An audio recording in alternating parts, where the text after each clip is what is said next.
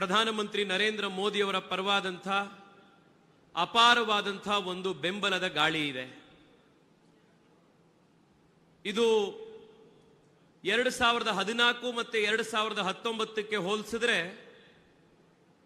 ನರೇಂದ್ರ ಮೋದಿಯವರ ಬೆಂಬಲದ ಗಾಳಿ ಮತ್ತಷ್ಟು ಗಟ್ಟಿಯಾಗಿ ಬೆಳೆದಿದೆ. ಇವತ್ತು ಇಡೀ ರಾಜ್ಯದಲ್ಲಿ ನರೇಂದ್ರ ಮೋದಿಯವರ ಸುನಾಮಿ ಇದೆ ಅಂತಂದ್ರೂ ಕೂಡ ತಪ್ಪಾಗೋದಿಲ್ಲ. ಬಹುಶಃ ವಿಶ್ವದ ಇತಿಹಾಸದಲ್ಲಿ ನಾವು ನೋಡಿದ್ರೆ ಯಾವುದೇ ರಾಜಕೀಯ ನಾಯಕರುಗಳು ಅಧಿಕಾರಕ್ಕೆ ಒಂದ್ಸತಿ ಬಂದಾದ ಮೇಲೆ ಮತ್ತೆ ಮರುಚುನಾವಣೆಗೆ ಹೋಗುವಂತ ಸಂದರ್ಭದಲ್ಲಿ ಅವರ ಜನಪ್ರಿಯತೆ ಸ್ವಲ್ಪ ಮಟ್ಟಕ್ಕೆ ತಗ್ಗಿರುತ್ತೆ. ಸ್ವಲ್ಪ ಮಟ್ಟದ ಆಂಟಿ ಇನ್ಕಂಬೆನ್ಸಿ ಒಂದು ಬಂದಿರುತ್ತೆ. ಆದರೆ ನರೇಂದ್ರ ಮೋದಿ ಅನ್ನುವಂಥ ವ್ಯಕ್ತಿಯ ಒಂದು ವಿಶೇಷತೆ ಅಂತಂದ್ರೆ ಪ್ರತಿ ಚುನಾವಣೆ ಆದ ನಂತರವೂ ನರೇಂದ್ರ ಮೋದಿಯವರ ಜನಪ್ರಿಯತೆ ಕುಗ್ಗೋದ್ರ ಜಾಗದಲ್ಲಿ ನರೇಂದ್ರ ಮೋದಿಯವರ ಜನಪ್ರಿಯತೆ ಏರ್ತಾ ಹೋಗ್ತಾ ಇದೆ.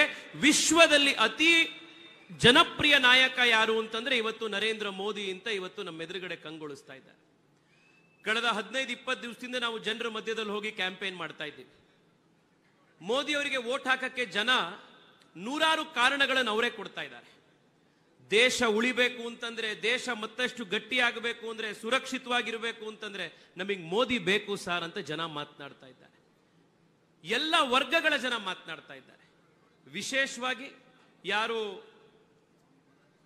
ಯಾರು ಬಡವರಿದ್ದಾರೆ, ಯಾರು ಕಷ್ಟದಲ್ಲಿದ್ದಾರೆ, ಯಾರು ಹಿಂದುಳಿದವರಿದ್ದಾರೆ, ಅವರಿಗೆ ಸರ್ಕಾರ ಅನ್ನುವಂಥದ್ದು ಜೀವನದಲ್ಲಿ ಫಸ್ಟ್ ಟೈಮ್ ಅವರಿಗೆ ಬಂದು ಮುಟ್ಟಿ ಅವರ ಜೀವನ ಸ್ತರವನ್ನ ಏರ್ಪಾಡು ಮಾಡೋದ್ರಲ್ಲಿ ಮೇಲೆತ್ತಿಸೋದಲ್ಲಿ ಕಳೆದ 10 ವರ್ಷದಲ್ಲಿ ನರೇಂದ್ರ ಮೋದಿ ಸರ್ಕಾರ ದಿನನಿತ್ಯ ಕೆಲಸ ಮಾಡಿದೆ. ಇವತ್ತು ದೇಶದ ಜನ ಇವತ್ತು ಬಹಳ ಪ್ರಜ್ಞಾವಂತಿಕೆಯಿಂದ ಮತದಾನ ಮಾಡಲಿಕ್ಕೆ ಕಾಯ್ತಾ ಇದ್ದಾರೆ. ಆತ್ಮೀಯ ಕಾರ್ಯಕರ್ತ ಬಂಧುಗಳೇ, ನಿಮ್ಮೆಲ್ಲರಿಗೂ ಗೊತ್ತಿದೆ 10 ವರ್ಷದ ಹಿಂದಿನ ಸ್ಥಿತಿ ಈ ದೇಶದಲ್ಲಿ ಹೇಗಿತ್ತು ಅಂತ. ನಾನು 10 ವರ್ಷದ ಹಿಂದೆ 2012, 2013ರಲ್ಲಿ ಕಾಲೇಜಿನಿಂದ ಪಾಸ್ ಔಟ್ ಆಗಿದ್ದೆ. ಕೇಂದ್ರ ಸರ್ಕಾರದಲ್ಲಿ ಕಾಂಗ್ರೆಸ್ ಅಧಿಕಾರದಲ್ಲಿತ್ತು. ಮನಮೋಹನ್ ಸಿಂಗ್ ಅವರ ನೇತೃತ್ವ, ಸೋನಿಯಾ ಗಾಂಧಿ ಅವರ ರಿಮೋಟ್ ಕಂಟ್ರೋಲ್, ಇದರಲ್ಲಿ ಸರ್ಕಾರ ನಡೀತಾ ಇತ್ತು.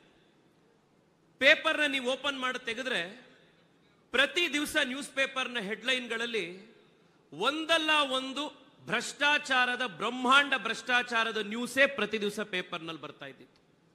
2 ಲಕ್ಷ ಕೋಟಿ ರೂಪಾಯಿಯ 2G ಹಗರಣ, 10 ಲಕ್ಷ ಕೋಟಿ ರೂಪಾಯಿಯ ಕಲ್ಲಿದ್ಲು ಹಗರಣ, ಕಾಮನ್ವೆಲ್ತ್ ಗೇಮ್ಸ್ ನ ಆರ್ಗನೈಸ್ ಮಾಡಕ್ಕೆ ಅವಕಾಶ ಸಿಕ್ಕಿತ್ತು, ಅದರಲ್ಲೂ ಕೂಡ ಹಗರಣ, ಆಗಸ್ಟಾ ವೆಸ್ಟ್ಲ್ಯಾಂಡ್ ನ ಹೆಲಿಕಾಪ್ಟರ್ಗಳನ್ನು ಖರೀದಿ ಮಾಡಲಿಕ್ಕೆ ಕೇಂದ್ರ ಸರ್ಕಾರ ಕೈ ಹಾಕಿತ್ತು, ಅದರಲ್ಲೂ ಹಗರಣ. ಜನ ಎಷ್ಟು ರೋಸ್ ಹೋಗಿದ್ರು ಅಂದ್ರೆ ಬಾಬಾ ರಾಮದೇವರ ನೇತೃತ್ವದಲ್ಲಿ, ಅಣ್ಣಾ ಹಜಾರೆ ಅವರ ನೇತೃತ್ವದಲ್ಲಿ ದೇಶದ ಮೂಲೆ ಕಡೆ ಯುವಕರು ರಸ್ತೆಗಿಳಿದು ಸರ್ಕಾರದ ವಿರುದ್ಧ ಪ್ರತಿಭಟನೆ ಮಾಡಿದ್ರು. ಅಂತ ಪ್ರತಿಭಟನಾಕಾರರಲ್ಲಿ ನನ್ನಂತ ಎಷ್ಟೋ ಜನ ಯುವಕರು ಕೂಡ ಅವತ್ತು ಸೇರಿದ್ರು.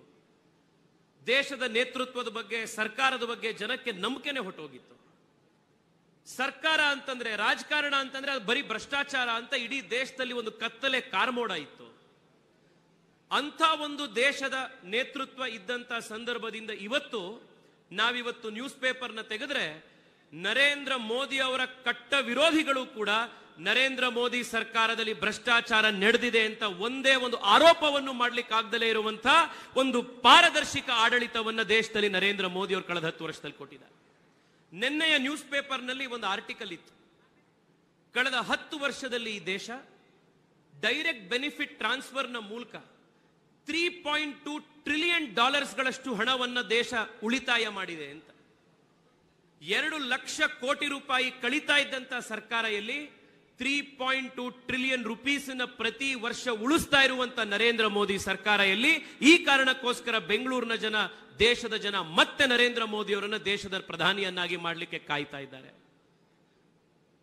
ಆತ್ಮೀಯ ಕಾರ್ಯಕರ್ತ ಬಂಧುಗಳೇ, ನಿಮಗಿದು ನೆನಪಿದೆ, 10 ವರ್ಷದ ಹಿಂದೆ ನಮ್ದು ಯಾವುದೇ ಹಬ್ಬಗಳು ಬರಲಿ, ದೀಪಾವಳಿ ಇರಲಿ, ಯುಗಾದಿ ಇರಲಿ, ಮತ್ತೊಂದಿರಲಿ, ಮುಂಬೈ, ಬೆಂಗಳೂರು, ಕೊಯಮತ್ತೂರು, ಗೌಹಾಟಿ, ಅಹಮದಾಬಾದ್, ಡೆಲ್ಲಿ, ಗೌಹಾಟಿ, ಹೀಗೆ ಎಷ್ಟೋ ದೇಶದ ಭಾಗಗಳಲ್ಲಿ ಟೆರರಿಸ್ಟ್ ಅಟ್ಯಾಕ್ಗಳು ನಡೀತಾ ಇತ್ತು. ಅಮಾಯಕರು ಜೀವ ಕಳ್ಕೊಳ್ತಾ ಇದ್ರು. ಸಾಮಾನ್ಯ ಜನ ಬಸ್ನಲ್ಲಿ, ಟ್ರೈನ್ನಲ್ಲಿ, ಏರ್ಪೋರ್ಟ್ನಲ್ಲಿ, ಮತ್ತೊಂದು ಕಡೆ ಇನ್ನೊಂದು ಕಡೆ ಓಡಾಡ್ಲಿಕ್ಕೆ ಕಷ್ಟ ಆಗ್ತಾ ಇತ್ತು. ನಿಮ್ಮಲ್ಲಿ ಎಷ್ಟೋ ಜನಕ್ಕೆ ನೆನಪಿರುತ್ತೆ, ಅನೌನ್ಸ್ಮೆಂಟ್ಸ್ಗಳಾಗ್ತಿದ್ವು ಏರ್ಪೋರ್ಟ್ನಲ್ಲಿ, ರೈಲ್ವೆ ಸ್ಟೇಷನ್ ಅಲ್ಲಿ.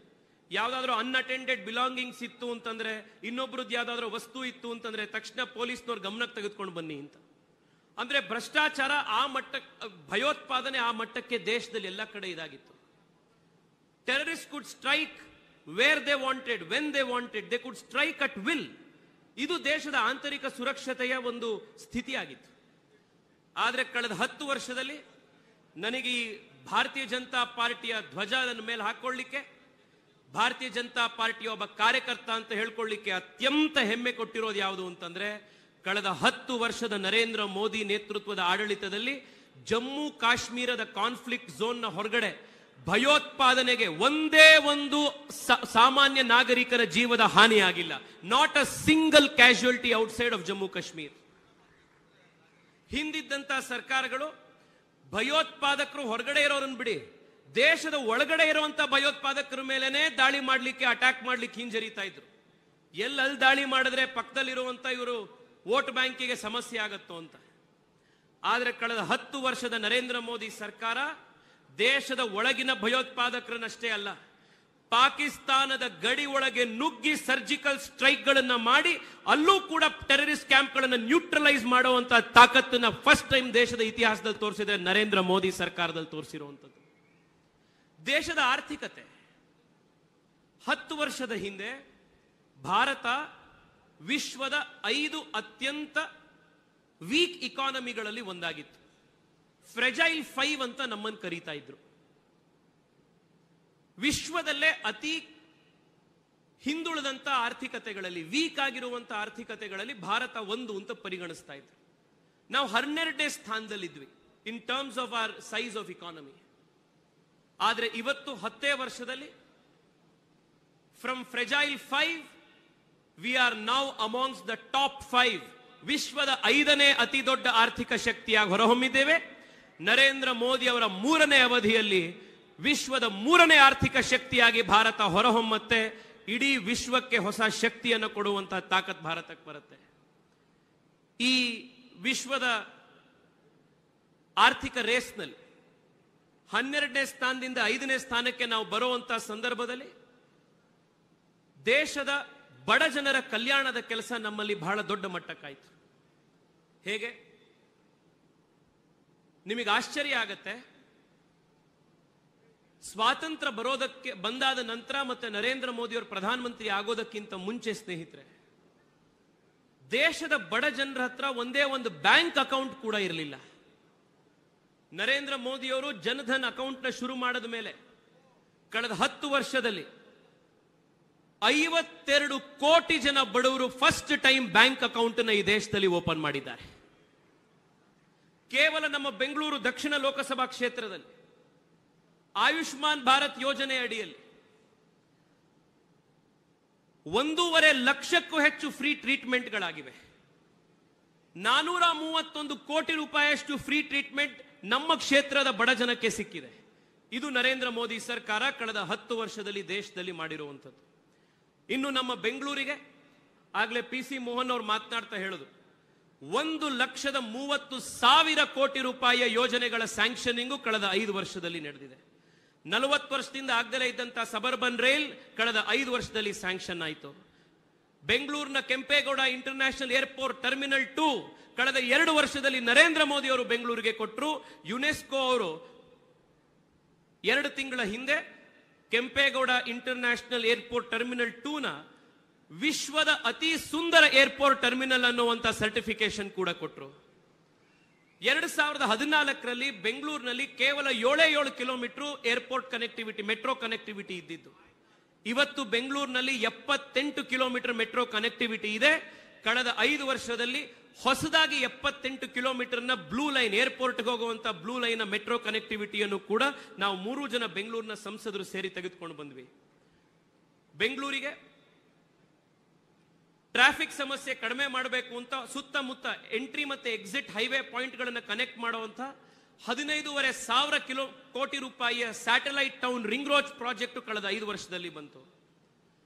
ಎಸ್.ಎಂ. ಕೃಷ್ಣರ ಕಾಲದಿಂದ ಪೆಂಡಿಂಗ್ ಇದ್ದಂಥ ಬೆಂಗಳೂರಿಗೆ ಒಂದು US ಕಾನ್ಸುಲೇಟ್ ಬರಬೇಕು ಅನ್ನುವಂಥ ಒಂದು ಡಿಮ್ಯಾಂಡು ಕೂಡ ಕಳೆದ 5 ವರ್ಷದಲ್ಲಿ ನರೇಂದ್ರ ಮೋದಿ ಸರ್ಕಾರ ಬೆಂಗಳೂರಿಗೆ ಇವತ್ತು ಸ್ಯಾಂಕ್ಷನ್ ಮಾಡಿಕೊಟ್ಟಿದೆ.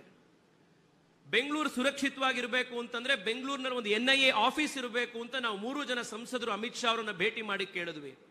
ನಮ್ಮ ಮನವಿಗೆ ಸ್ಪಂದಿಸಿ 3 ತಿಂಗಳೊಳಗಡೆ ಅಮಿತ್ ಶಾ ಅವರು ಬೆಂಗಳೂರಿಗೆ NIA ಆಫೀಸ್ನ ಕೊಟ್ಟರು.